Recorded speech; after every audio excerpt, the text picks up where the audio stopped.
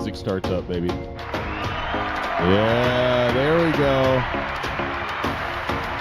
All right. Hey, says we're live. So, ladies and gentlemen, welcome to the Red and Blue Soccer Chat, brought to you by the Evan and Aaron Show. My name is Evan. What up? This is my man, Aaron. It's almost like he's at the turntables, just kind of skirt. Okay. Hey guys, we're so glad to be back. I know we've had quite a bit of a break, but there really wasn't a whole lot going on. But my God, in a matter of a weekend, we got a lot to talk about. Indeed. We do, Indeed. my friend. First of all, how are you doing? How you feeling, man? I'm doing all right. Yeah? Yeah. You look sharp tonight. Thank you. This is I nice. appreciate it. This is really nice, dude. This was, I believe this was a Christmas present from last year from Mrs. Red. Oh, there you go. There you go, man. I went with the traditional, and I will talk about that a little bit today. Yeah. I went with the traditional jersey from like 16, 17, 18. I'll talk about it later. Well, but nice. Anyway. Yeah, man. Well, let's start with today and work backwards, or... I'm fine with that. Whatever you want to do. Well, I guess I'd say not the greatest result at the weekend. Should we? Oh, whoops. Let's do. Yeah, let's do. Yes. I mean, yeah, we do. We love you, Chelsea. We love you. Yeah, absolutely. It was, Drunk Chevy's fans. yes, exactly. I mean, that's what happens at the bridge, man. You get into some, and that's it. But I believe you played Brentford at the weekend. I mean, it was... And it was kind of a smash and grab, I'd say. It was. You know what? The thing that I'm most proud of is, and I hate to say these words, but how we hung on. Right. Because right. that's right now, that is that's just what we've got to do. That's just what we've got to do, right? Right. So... Well, but you'd had a decent run of games. I mean, then wait, not Brentford. Brentford was 2-2. You're talking about Forest. Well, let's last see weekend, what I am right? talking about. I don't know. Yeah, could be anything at this point. Not this last weekend. I write this stuff. You'd think I'd remember it. Yeah. I mean, we went and let's just start here. Here we go. Start in October. In October, we did the unthinkable. Now, Liverpool is on a down note right now. I mean, it's undisputed, right? Sunderland. Yes. My bad. Yes. There we go. I'm getting to that one. We started out Liverpool. Took them 2-1 at the bridge. What a wonderful way to just celebrate the bridge. It's like, yeah, we're back. Went to Nottingham Forest, 3-0. Looked great. Ajax is not the Ajax that we all know and we all love, but still, 5-1. We're like, okay, we're building momentum. And then, all of a sudden, we get, my bad. I know where you're going. We get the... Yep, there it is. Yeah, we get that. Seriously, we need get an that. intern. So here's what do you have any questions for me before I go off on my tangent? No. I want your unfiltered take on what happened at the weekend, match. and then but then now also that kind of feeds into today. Today, yes, it does. I think in the Sunderland match we had if you watch that match, we had so many opportunities. So many opportunities, and we just couldn't score. Right. For anyone that is out there talking any type of shit about Cole Palmer. Now, we said this last week. It's like, okay, the young guys are stepping up. They're doing their thing. Yes, absolutely. I 100% agree with that. But this is an indication that we are missing Cole Palmer. When goals come easy, they come easy. But when goals are hard to find, you've got to have that killer instinct, and that's what Cole Palmer has. I'm not saying that João Pedro doesn't have that. He's young. This is his first year with us.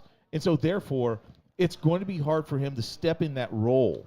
He was able to step in that role during the summer because, let's be honest, the competition isn't the competition that we are playing now.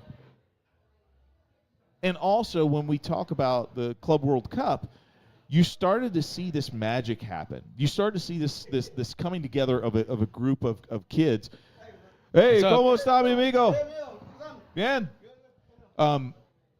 You started to see this coming together of young guys and just really starting to play fun football. Mm-hmm. And then all of a sudden, you go into this year, you've got you sign Liam Delap, and you're like, oh my God, this is it. This is perfect. We've got two capable strikers. But we're missing our captain. We're missing Cole Palmer. Cole Palmer scores hard goals. Yeah. He's the guy that can come in and can make a difference, and we're just missing him in these situations. So when you need a goal, he's the guy. Now, once again, getting Delap back is good. And our result today against Wolves, 70 minutes into that match was exactly what I thought it would be, 3-1. I thought it'd be 3-1. Ended up being 4-3. And what this is showing is it's showing that we don't have now. This was a Carabao Cup match, but we don't have that on-field leadership that is desperately needed. That, quite frankly, I'm going to talk about in the Man U segment of our show. But anyway,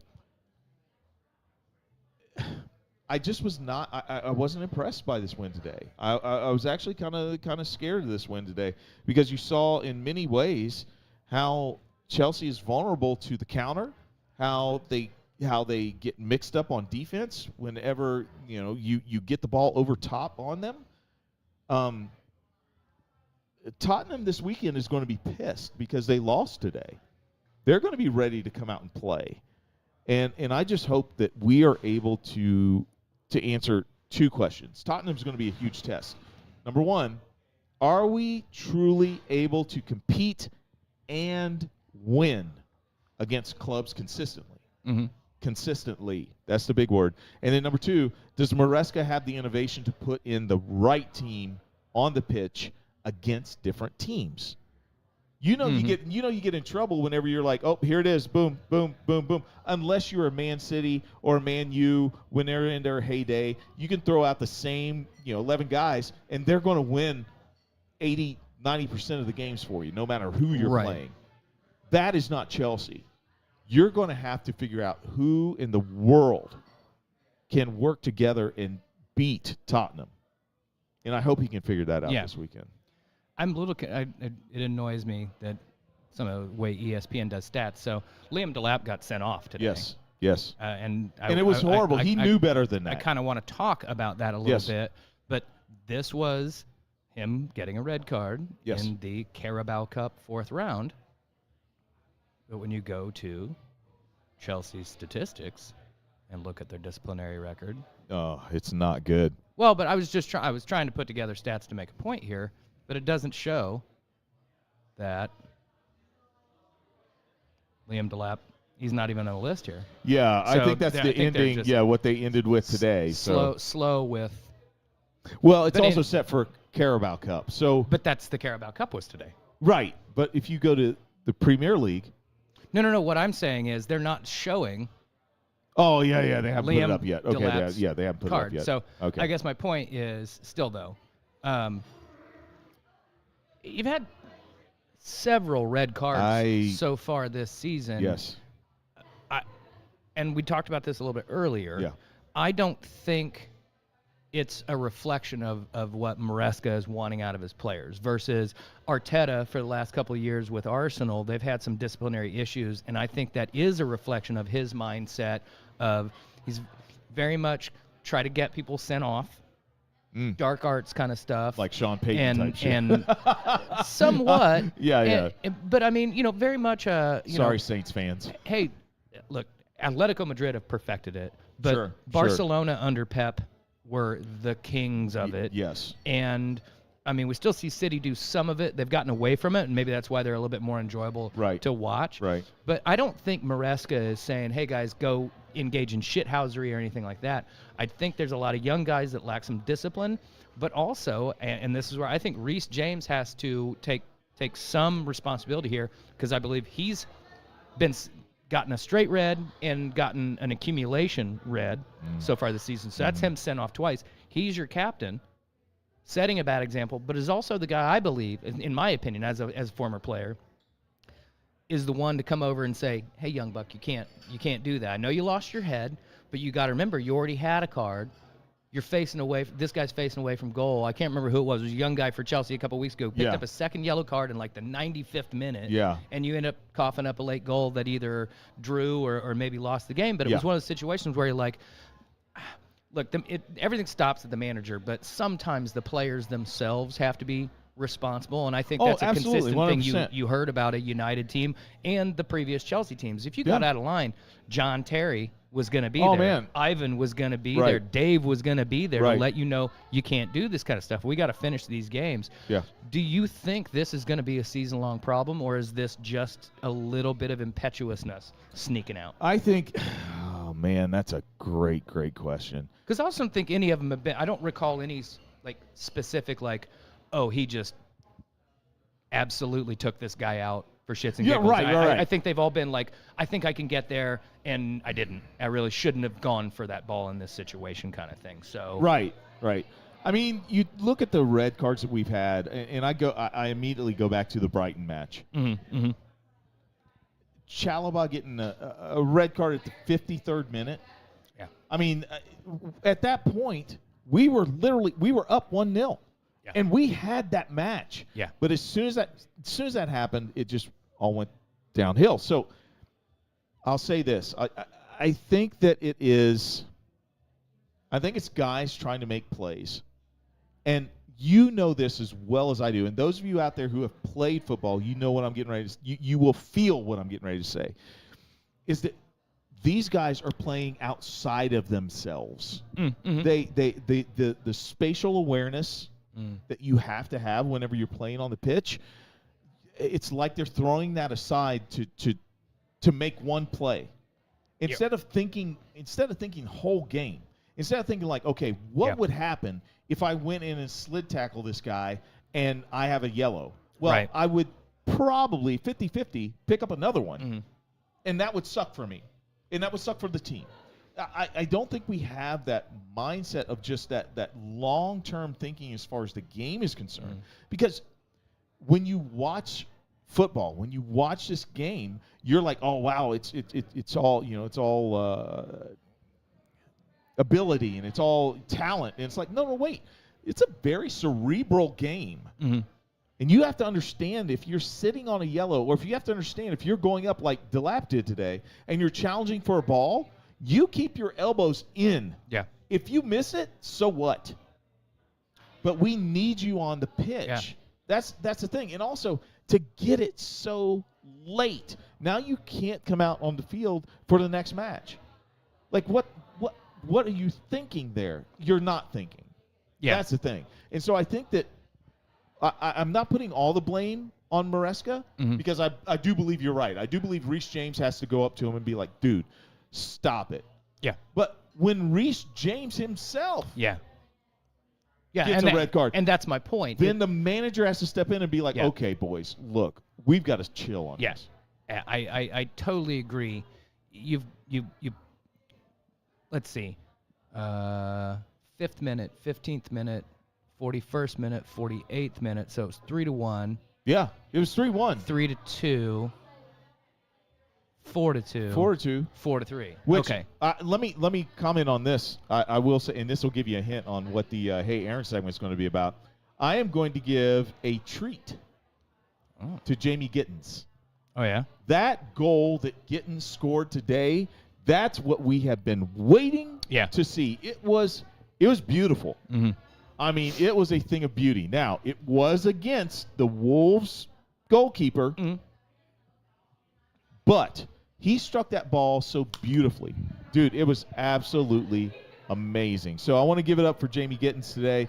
Great goal, dude. We've been waiting for you to come on. And like I said, even though there are things to talk about in this match today that are concerning, I am not pressing for this week. I am not pressing the No. red. We're not going to DEFCON 1, guys. There's absolutely no need for that. The question is, you now go to Spurs. It's scary right now. Well, you go to Spurs, It's and then scary you right turn now. around and you play what in any other year wouldn't be somebody that should scare you. But Qarabag have actually done well, and it's not just who they are, it's where they are. Yes. You've got to go to Azerbaijan and then come back and play this same Wolves side again. Yeah. So you've got a quick turnaround. You've got the only thing we 4 have games in 8 days. Yeah, in 8 days. The only thing we have in our advantage is that, and it's not so much an advantage anymore, but it's at the bridge. And so we're going to have more 4 games in crowd. 12 days, my bad. Yeah. We're going to have more crowd behind us the and bridge. stuff like that. But I think that we're coming into a stretch now. Wolves, Burnley, and then Arsenal. I think if we can ramp up. Oh yeah, no, I know that. That's Champions League. We're playing Barcelona. That's. We had better put out our A team for that one, or else we're going to get embarrassed. No, we're going I to get agree. embarrassed. I agree. So, but I'm looking at Premier League. If we can build some momentum, getting into the Wolves like we did today, but holding them off with our A team. If we can do, take care of Burnley, I think that we can build momentum up to make that Arsenal match really, really competitive, and hopefully be able to do something magical. Yeah. I mean that's what we're looking at right now. So that's all I got to say about the Blues, guys. That's about it. All right. I have these thoughts. Oh.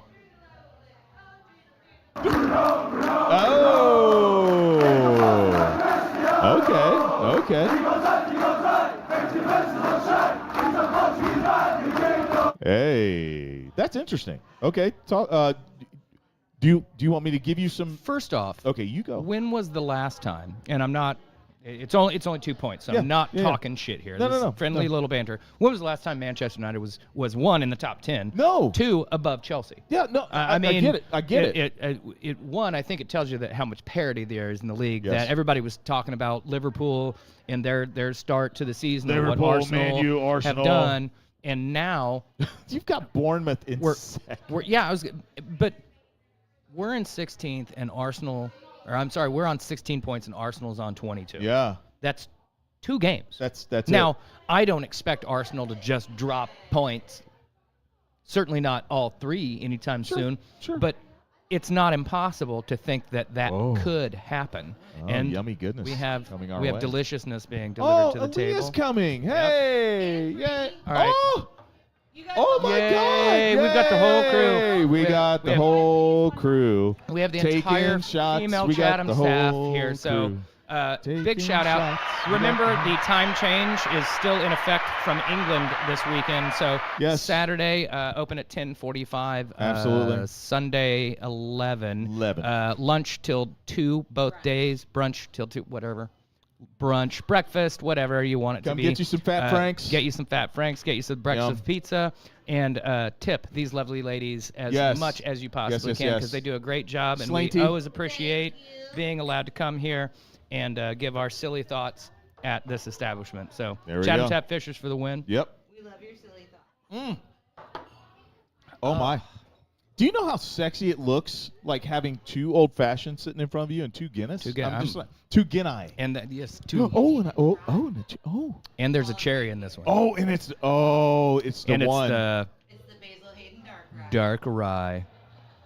And so if Basil Hayden would like to sponsor the show, Ladies and gentlemen, I am signing off for the night. That is going to not Evan's going to go sit with that drink in the corner. Wow. Yes. Oh. And it's Claire. I think I know what I'm having after this. Claire. Oh, you turned me into Matthias. Oh, no. Claire. Woody. Wow. From Western Kentucky. There you go. Yeah. All right. Okay, so here's what I have. I'm sorry, were you done? Because I Oh, well, Really good stuff for you. I don't really have a whole lot. I mean, I went with Bruno there, and I want to say I've been critical of him, and I've been critical of how Amarim has played him. Sure. And I think how Amarim has played him has forced or caused some of Bruno's shortcomings and some of the criticism that he's taking this season. Okay. But there have been subtle tweaks to this 3-4-3 system, and I'm not going to get ahead of myself. Who knows what could happen at the weekend? But I'm really liking these changes and what I'm seeing. Yes. And Bruno has his freedom, and we have still, look, not a perfect defensive foundation. We can be got at, but I'd rather win games 4-2 Yes. than be sitting around wondering if we're going to get out of this 1-0. Yes. What I will say is the dummy, the spatial awareness, positional awareness, and just absolute understanding of what was going on in the play.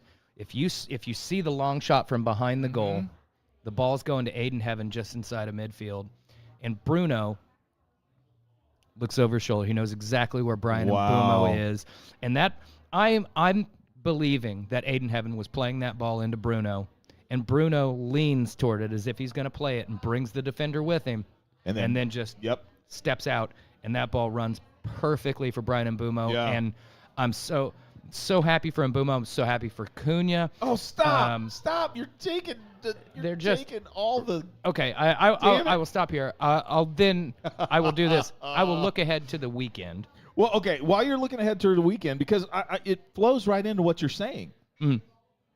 Mbumo and Cunha. Yeah.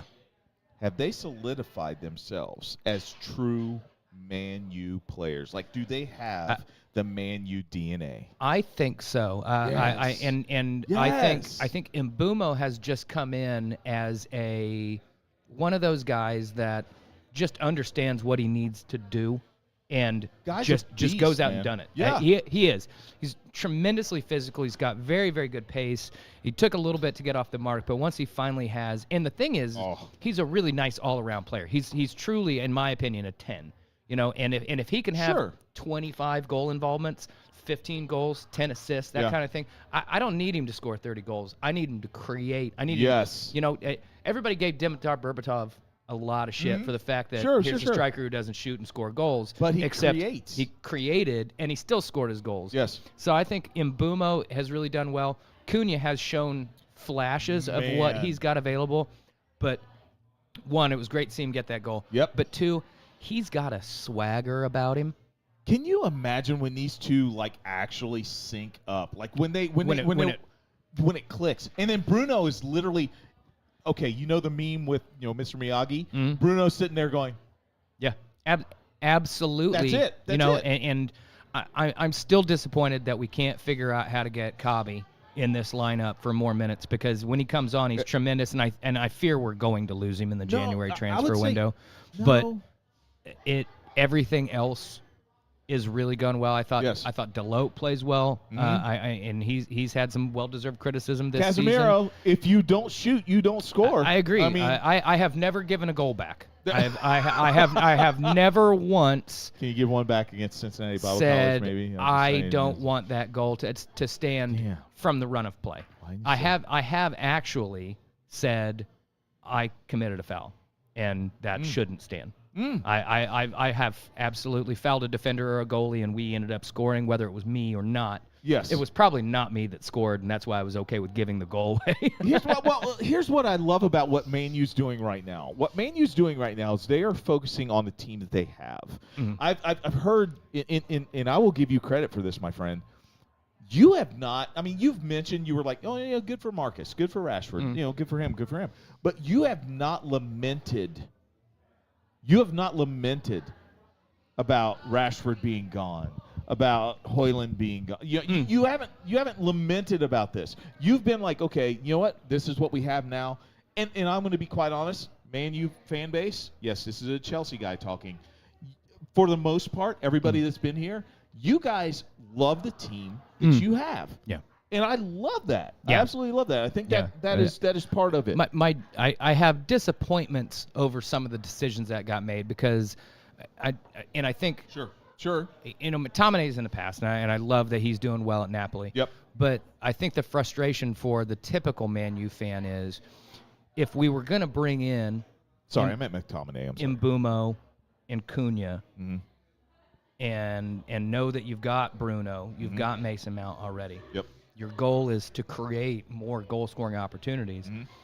Why didn't you keep Højlund and let him have at least one season with a bunch of guys trying to get him the ball? I'm not mad at Sesko. Sure. Not at all, and I'm happy that he's doing well. And he does offer something that Højlund doesn't. He has the ability to, he's 6'5".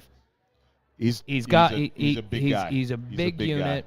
Højlund had good hold-up play. Yes. But as we've seen for Napoli, that guy wants to be facing goal and be led to goal. So I'm disappointed that it didn't work out and that he didn't get that opportunity. But I'm very, very pleased with what we have available to us. Yeah, I'm sad to lose Rashford just because he's an academy kid. He's a Manchester kid through and through. Yes, and he's still ours. He's got the DNA. He's still ours. Right. I think we're going to get to him a little bit later. Okay.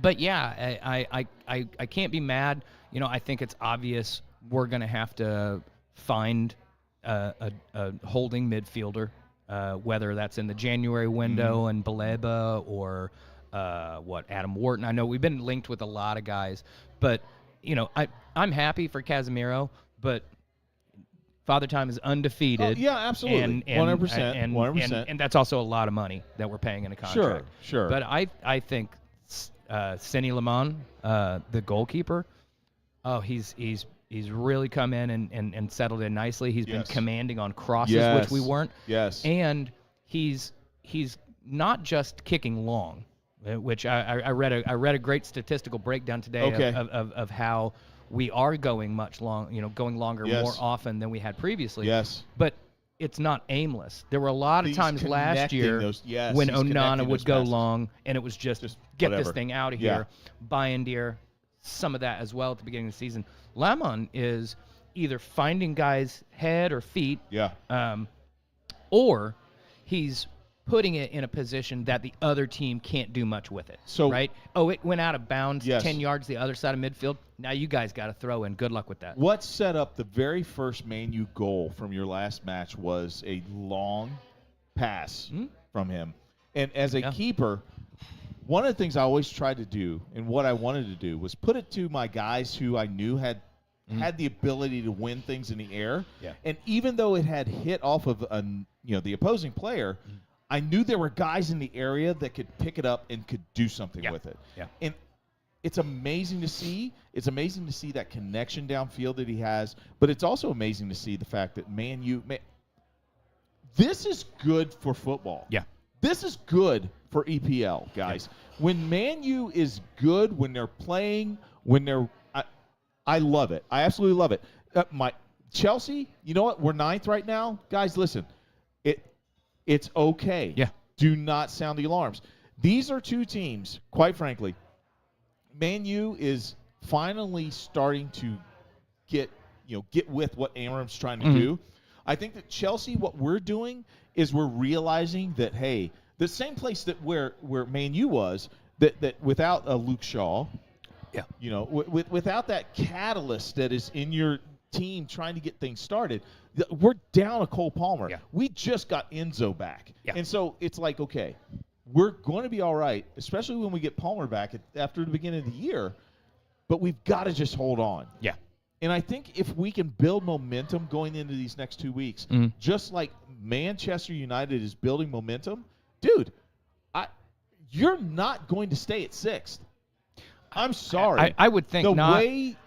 The form that Man U has right now, and this is where I'm going to end. The form that Man U has right now is it's scary for the rest of the league because these guys are walking out on a pitch, especially at Old Trafford, saying, you know what? That's okay. You score on us, cool. Yeah. We're going to score. Yeah, last year I think that was the issue was we would come out for the first 20 minutes and really, really look good and then give up the first counter attack because we were so exposed in the middle. Yep. And then we chased the game a lot. Yes. And there were a lot of times where we sort of got back into it, but then ended up losing 2-1.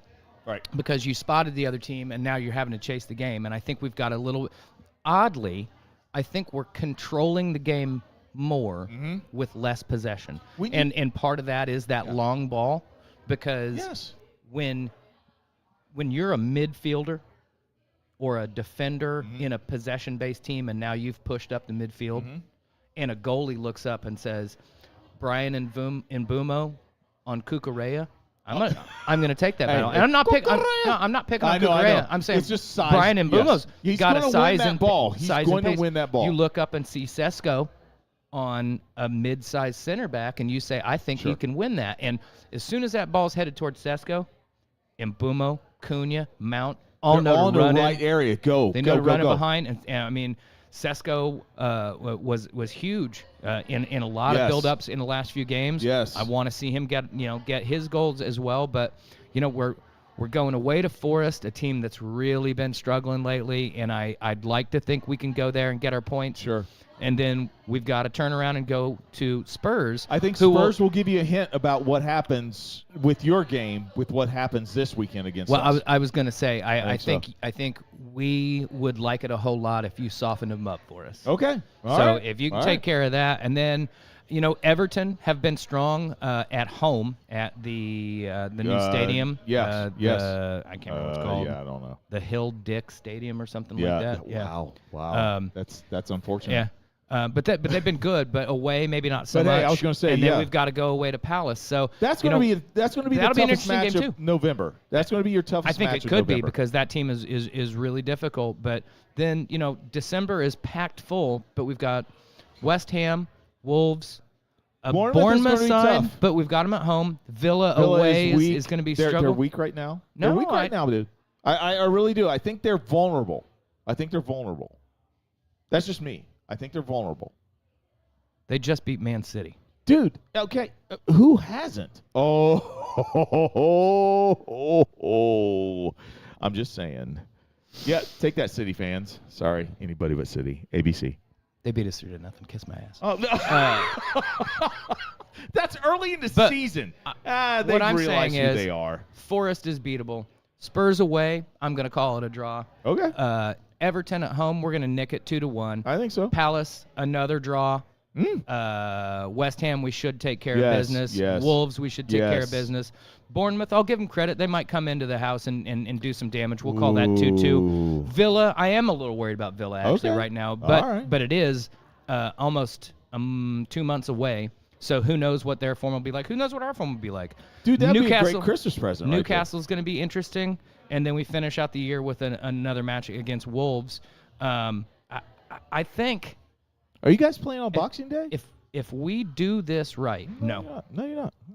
If we do this right, I'm going to say it right here.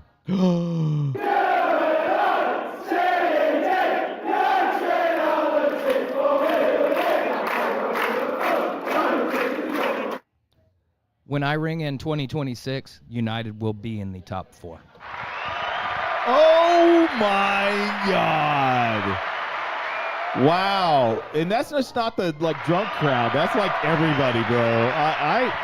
Dude, the form that this team is in is a form that all teams, I'm not saying most, all teams dream of right now. So I think we're getting there. I think but the nice thing is we're on this trajectory now instead of a two steps back, consistency maybe a step matters. forward, Consistency matters. And we're seeing that. So okay, let's do it. USA.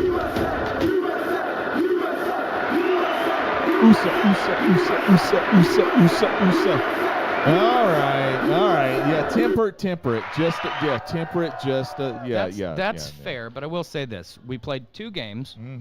We looked, despite the actual result itself, it is a friendly. The result against Ecuador, we fought back nicely, and I thought we saw a lot better play. Australia, a weakened side, and Australia is not great right now. Right. But you beat the team that's in front of you. The United States is not. Okay, I did not. Okay. Yep, you're right. The United States is not going to waltz through 7 games at the World Cup next year, beating people 4-0. No. But we can get to a quarters or a semis with a lot of gutsy 2-1s, 3-2s. Sure. And saying we're going to have a strong defensive foundation. and we're going to put together a string of passes, and Weston and Tyler are Viva Mexico! Weston and Tyler are going to be our midfield balance. Diego Luna is going to get in there and really be a huge question mark for people to deal with. And Pooley, and hopefully a healthy Weah. And Flo Balogun seems to be the guy that's separating himself. Sure. I hope Sargent is in MX. This is how we've got to do this. You as a U.S. fan, you cannot expect that all of a sudden this team. First off, has any Pochettino team ever just gone out and played ballet football? No. They don't go out there and just rock you. No. And they don't have such a great possession and play out of the back that they don't leave themselves a little vulnerable. What they do, as we've seen with Spurs and Chelsea, is that he creates situations that allow his teams to be confident even when things aren't going as well as they need to be. And that needs to be the U.S. mentality. We're not Brazil. We're not England. No, you're not. You're not. And you're not. I'm not going to bring – no, I'm definitely not. I'm not bringing this up to rub salt in the wound. But this is the scrappiness that Pac brings. Absolutely. It's that 4-3 match that we won against Man U. Absolutely. It is. It's that, and it's that kind of stuff that we need to be looking at. And remember, United had a 2-0 lead in that game. Absolutely. So it would have been very easy to put heads down. Yeah. But you put on that badge.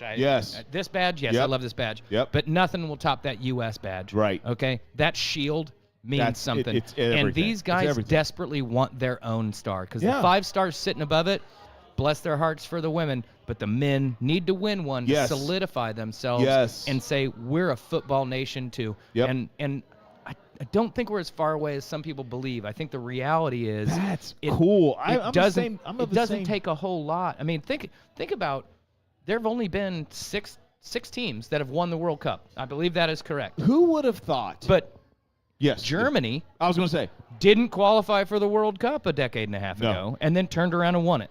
Yep. England didn't qualify for the 94 World Cup and went to the semifinal or final of Euro 96. Yep. So put it in your DNA, and I believe we're getting there. We're getting real close. We've got that entire starting lineup as guys playing for major teams all across Europe.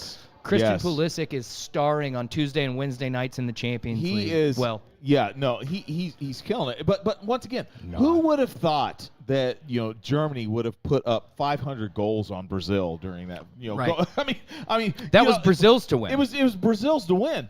Anything can happen in this game. My point is this. Have I taken a sip of this yet? You've got to split that G, buddy.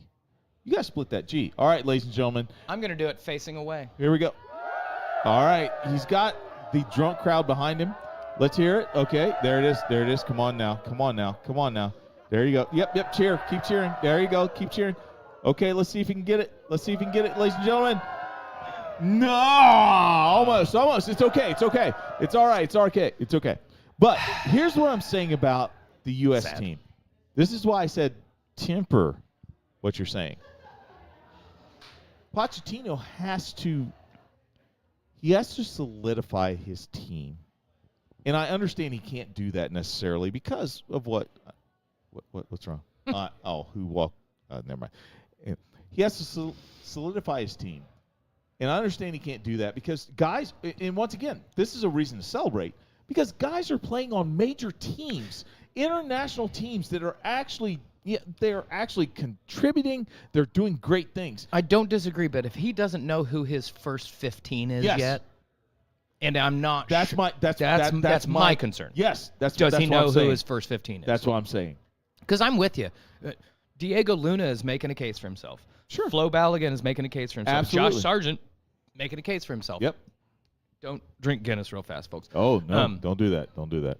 But if you've got question marks who your starting back 4 is, who's our goalkeeper? I think it's Freeze. I think Freeze has established himself, and the fact that the other guys are Turner's now back up. Yeah. And I like him. I like love Turner. Matt Turner.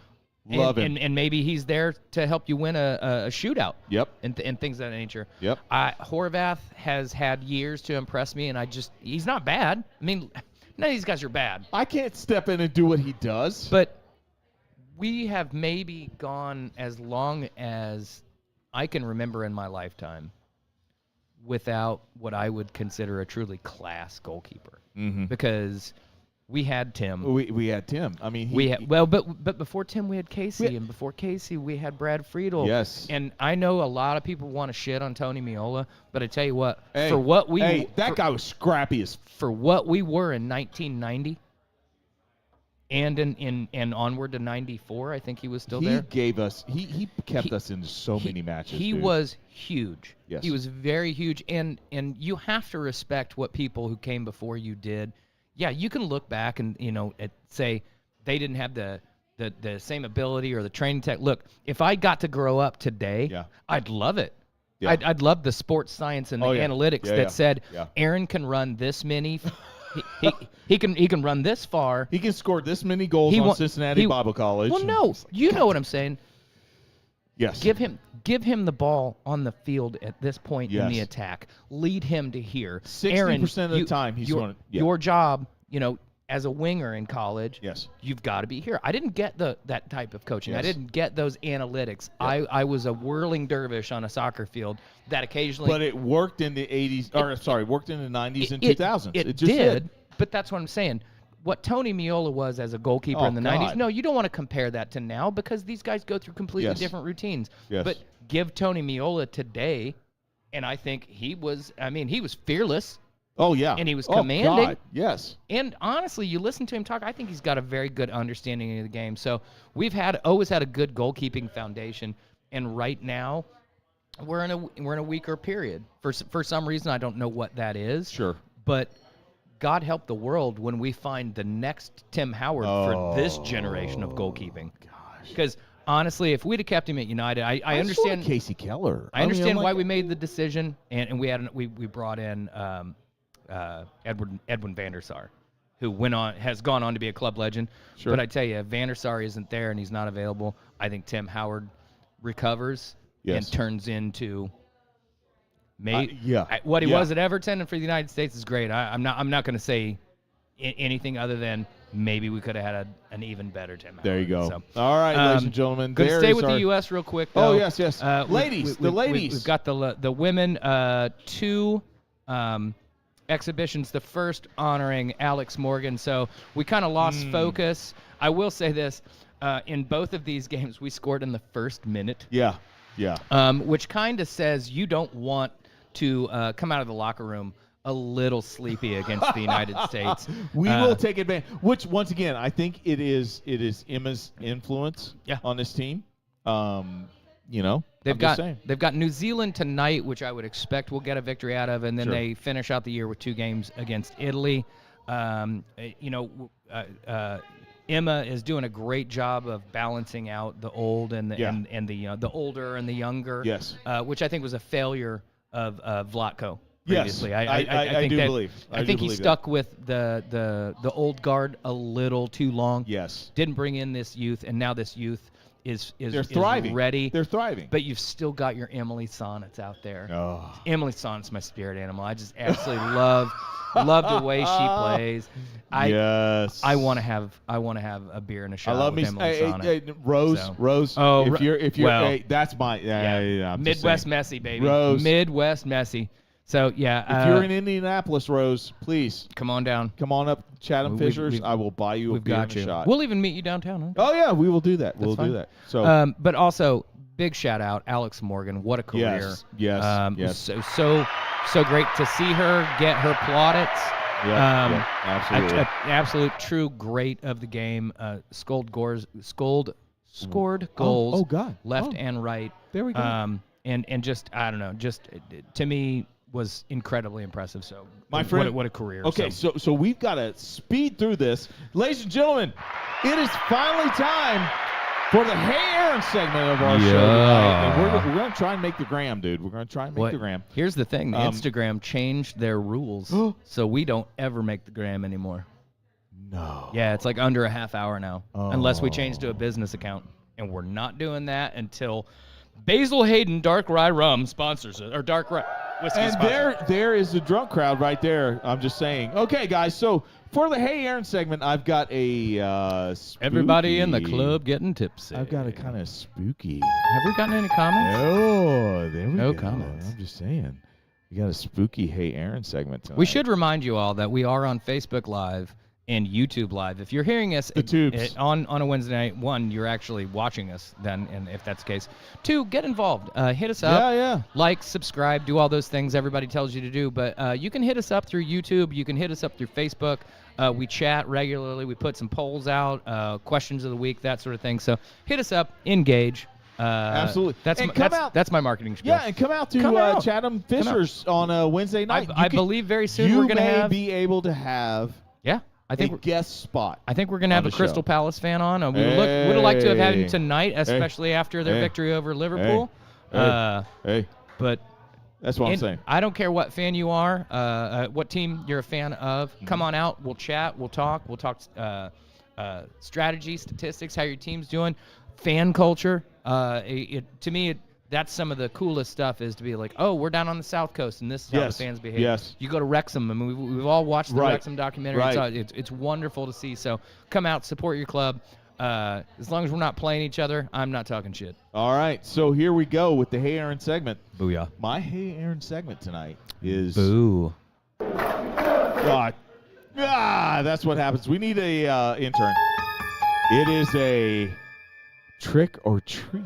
Ooh. So what you have to do, my friend, is you have to tell us. Okay, you got to tell us what would these players have as far as a trick, which is a bad performance, or a treat, good performance. Oh, okay. And okay. then what would you say to them as a coach? Okay. Okay, so you're in coach mode, but it is Halloween. All right, here we go. Number 1, Brian Mbemo. What would you give him? A trick or a treat for his play? I And then see. what would you say to him? Absolutely a treat. Yes. He's a thick boy, so I'm guessing he likes his sweets. Yeah. I'm thinking he likes his sweets. Oh, nice. Yeah. Nice. Okay. Yeah. So. wait. Oh, the drunk crowd Drunk does crowd too. went Yeah, in. they love too. I bet he looks focused, but he looks like a lot of fun. Yeah. And what I would tell him is, son, keep doing what you're doing. You have absolutely made these fans really, really want to support you. 2 goals never hurts. Oh, man. 2 goals never just- hurts. And man, keep doing what you're doing. I got a bag full of Butterfingers for that boy. Nice, Yeah. nice. All right, number 2, and you know why I'm switching because I think I know what you're going to say. Number 2 is Robert Sanchez for Chelsea. Oh, man. Trick or a treat? I think a trick. I think you gotta say it's just not been good enough. Yeah. You're probably the one who I'd give like an apple or a banana to. He's Charlie say, Brown. And say, He's Charlie Brown. I'm really gonna need got you to a focus rock. in training. I'm gonna need you to. Damn it. Yeah. Lucy's gonna pull that football out in front of you, buddy. And I feel, you know what? Here's the thing, and I know as you're a goalkeeper. Yes. So you Yes. probably think as a guy who at least in college was out there to score goals and things like Yes. that. Yes. I love goalkeepers, and I I have know. such an absolute soft spot for him. So I feel bad. I think there's an inconsistency in front of him with that back line, but he's just not as commanding as he needs to be. Yes, Look, I'd agree. I haven't kept up yet, but I bet Andre Onana is doing just fine in the Turkish Oh, league yeah, and he's finding probably his doing compass okay. again. He's probably doing okay. I wouldn't say Yep. bench Robert Sanchez. Right. Especially when your secondary goalie is not really somebody who's gave going up 3 goals to Wolves today. I don't think that's the case, but I think he needs to really focus and try to finish out this year. Okay. Without doing anything spooky. Oh, well done. All right, Coach. Moving on. Mo Salah. for Liverpool, what would you give him? A trick or a treat? Well, he needs to find his tricks. His tricks have disappeared. He had a bit of a mare against Manchester United. I won't say he was invisible because his most memorable moments on the field were kind of howlers. There was a ball that reached him at the far post that, at a minimum, you would have expected him to at least put it on frame. Placed on frame, and at his best would have curled that damn thing into the far upper 90, and instead, whiff. Truth be told, he caught it too clean. I mean, he just yanked it into the crowd because he hit it solid, but it shows you sort of how off he is with just how he feels on the field. He's not attacking guys in the same way. He's not taking people on. He's not winning his battles. Yeah. And in the simple moments, he's not laying on passes to the guys in front of him in a way that they can work with. So what would you say to him? I'd sit him down for a minute. I think he needs a rest. Interesting. I think he needs a rest. I think Okay. I'm not the first person to say it, but I will reiterate and say that right now Liverpool are going through the rebuild year they should have had last year. And Slot is kind of struggling to figure that out. Okay.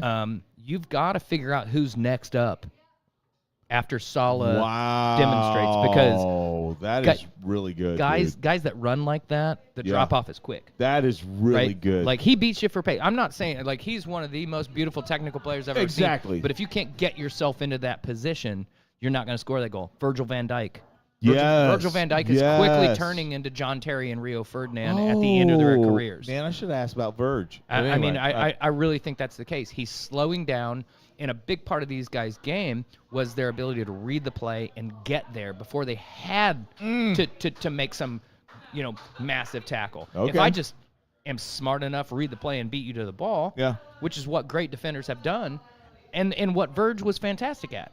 Sure. He's still scoring his goals. He scored a header the other day. Yes, he's trying to be the best Harry. He can still contribute, but trying to be the best Harry he can. But Liverpool need to retool, and they need to do it on the fly because they didn't do it. Yeah, they bought all these attacking players, but they're giving up goals and they're losing. Exactly. All right, number 4, Erling Haaland for Man City.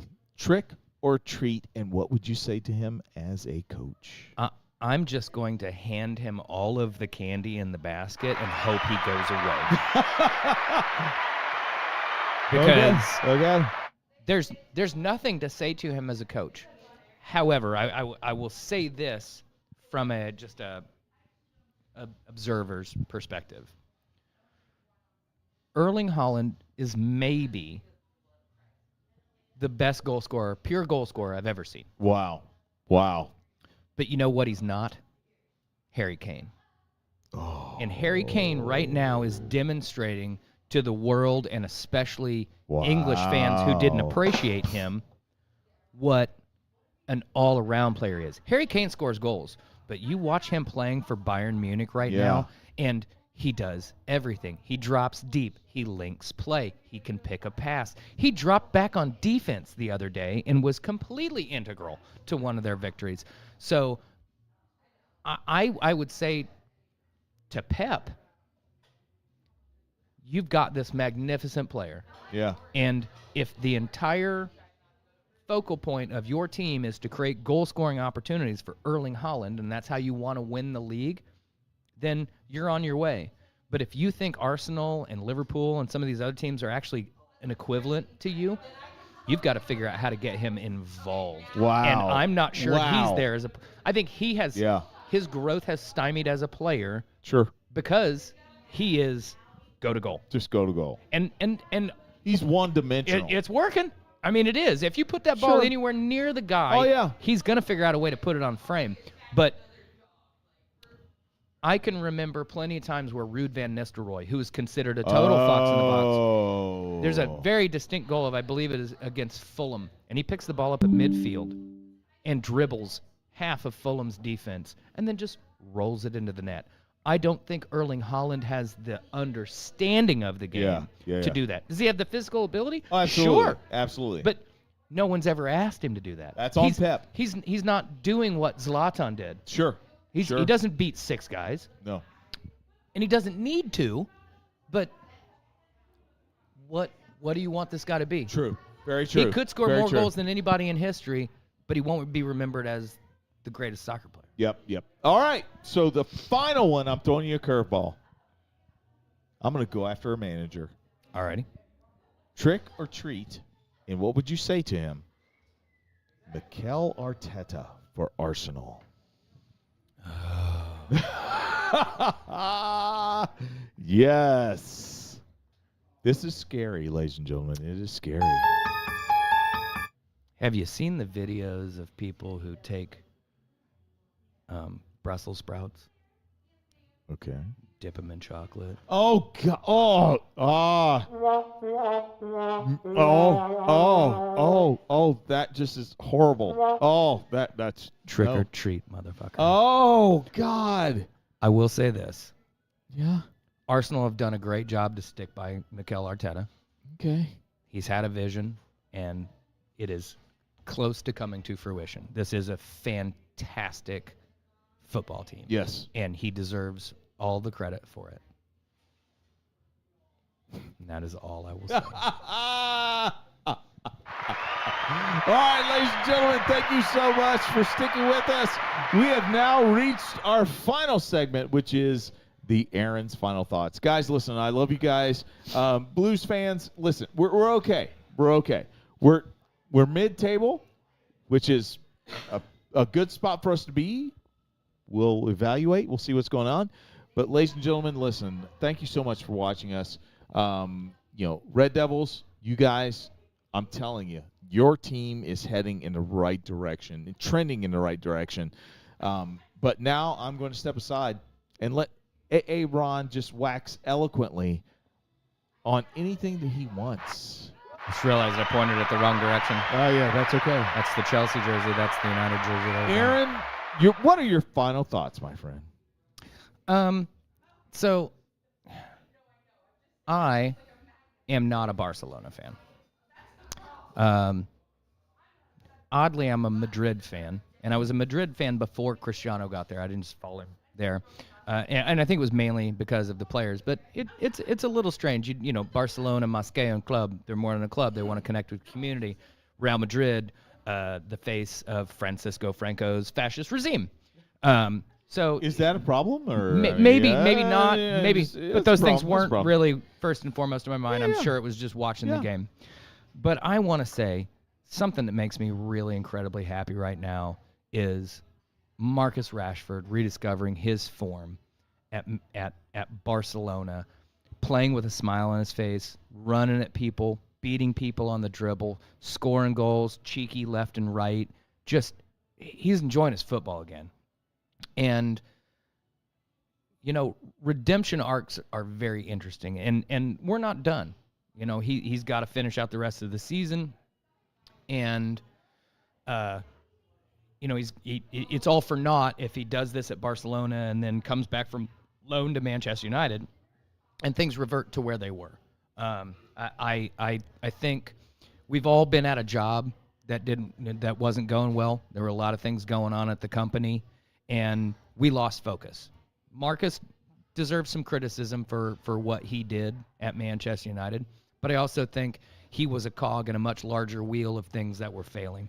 So I could not be happier for him, and I hope that continues. And then you juxtapose that with a Jadon Sancho who has just not been able to refine that form for whatever reason, and that's on him. You know, Marcus either said, I need to change the scenery, or somebody at Barcelona said, here's a challenge for you, but he stood up to it. Yeah. And we've, Anthony has gone away and done the same thing. Jadon has not so much. You can look at different players. But Garnacho, I think that's a work in progress because he's still young. Yeah. And I have no ill will. I hope he does well in the same way that I'm loving McTee and Hoyland doing well in Napoli. I got no issues with that. Very much so. But I think it's it's interesting to watch people who've made mistakes And you can either at some point in time say, you know what, I look back and say that was a mistake. That was a youthful indiscretion. And I don't want to do the boys will be boys kind of thing. I'm not talking about Brock, whatever the fuck his name was. I'm talking about people who legitimately just make a mistake in their youth or out of passion, whatever, and then look at it and go, I made a mistake. And I am faced with new information, and I want to do right. There is a man named Graham Plattner. And he is... okay. A man from Maine, running for office. Yes. And everything he says and does makes him what you would consider, for the most part, a progressive or a liberal. However, he's also very moderate when it comes to gun control, things like that. He's certainly not a take guns away from people. No. Man was in the military. He's taught safety training, and at some point in his military career, while on duty somewhere, he got a tattoo with a bunch of guys. And that tattoo ended up being the Totenkopf. If you're not familiar, it's the death's head, skull and crossbones that I believe the SS wore. Mm-hmm. He says he didn't know what it meant at the time. Other people have said, well, I think he did. The reality is he said that's wrong. He's covered it up. And everything he has said and done thus far, and I believe actions are far more important than words, but politics are an awful lot about words. But he has done right, and he is trying to say, I'm going to fight for the middle class, the working class people, that we've got to stop this oligarchy. And I read this today. People talk about, the system is broken. Nope, the system's working exactly as it's been designed, and it's been designed by a bunch of wealthy, let's face it, white men who have figured out how to control this country and manipulate people forever. So I think, I'm not here endorsing the man, and it wouldn't matter if I did anyway, because there ain't enough people that I'm swaying votes. But I will say this. Here's a person who said, when I was younger, I said shit online, trying to be edgy, and I regret it, and I hope my words and deeds from this point forward demonstrate to you that's not who I am, versus other people who choose to double down on it. Right. You point out, hey, that's people find that offensive, people find that racist, and somehow you're the Secretary of Defense. The Secretary of War. Yeah. Along those same lines, I'll say this. I probably disagree with Marjorie Taylor Greene on 99.9% of the things that come out of her mouth. Yes. But she is one of the very, very few people in that party right now saying this is wrong. Yes. It is wrong to take away health care from the most vulnerable people in this society. It's completely wrong to say we can't give temporary food benefits, SNAP, if you're not familiar, when it's never not been funded. In fact, it shouldn't be impacted by the shutdown. They've actually made a conscious decision to not do SNAP benefits. Exactly. And for all you assholes getting online saying, what'd you buy with it last month? Didn't you get Oreos for your kids and all that shit? You deserve a punch in the mouth, and I'll talk to you later. Yes. But people on SNAP, by and large, it's absolutely temporary, and it's meant to aid people in a time of need. And you've got Marjorie Taylor Greene, who represents an awful lot of people, and I don't know how many of them I don't know how many of them believe in Jewish space lasers, but I know a lot of them believe that they need their SNAP benefits and their Medicare and Medicaid to get through every month, because we've created an economy that causes people like that to not be able to pull themselves up by the bootstraps anymore. They don't have boots. So my point is this. Every day we are all given an opportunity to look back at the things we've done in our life and say, you know what? I could have been better.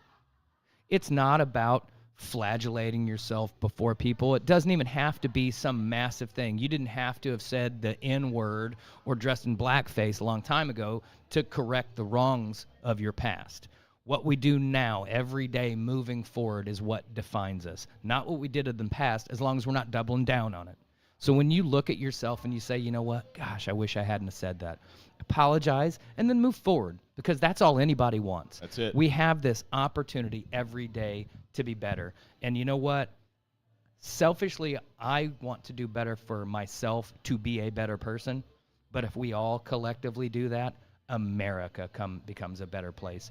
So, Oh, shit. Well, I that didn't even works mean too. to hit that. that works I too. didn't- Americans, Wow. we have put forth on paper some of the greatest ideals. Oh, yes. And have largely failed to live up to them. And if you agree with that, then right now is an opportunity to say, what can I do better in this moment? I love you. He loves you. We love you. Reach out. Let's talk. Let's find common ground, and let's make this the greatest experiment it's ever possibly been. Oh, my. Okay, ladies and gentlemen. That was absolutely amazing. Brother. Yeah, I don't have anything else to say, man. That was beautiful. Yeah, mic drop. Ladies and gentlemen, thank you for joining us tonight. We love you. Hashtag Black People Vote and Hashtag say gay and especially trans LGBTQIA+, all of it. Alphabet City, baby. Love you. Love you guys. Peace.